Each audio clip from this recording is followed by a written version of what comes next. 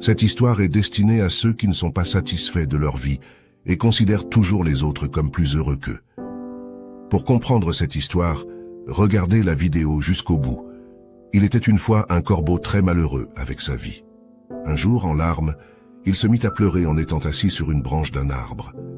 Un moine était assis adossé à l'arbre, et à ce moment-là, une larme du corbeau tomba sur la joue du moine.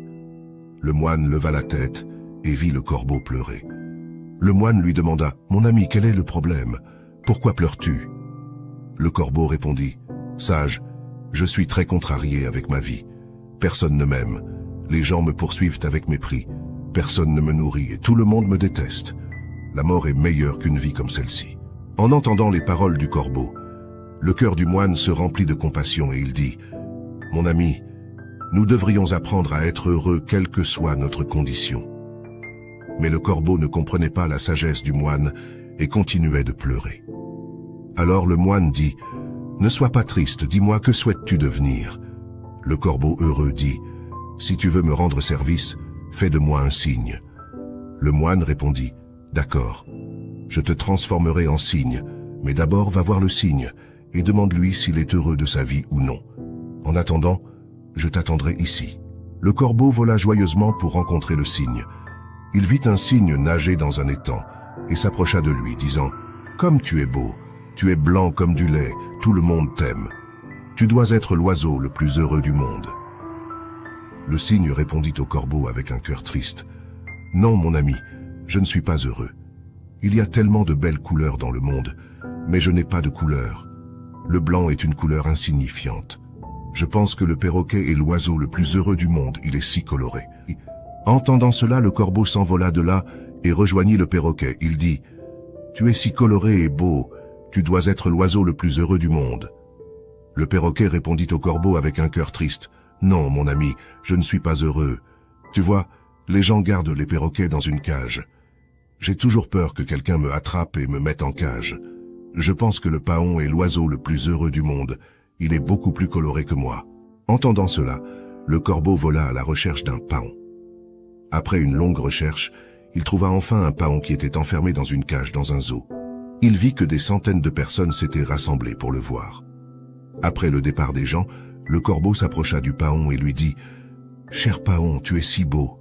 Chaque jour, des milliers de personnes viennent te voir. Regarde-moi plutôt, quand les gens me voient, ils me chassent immédiatement.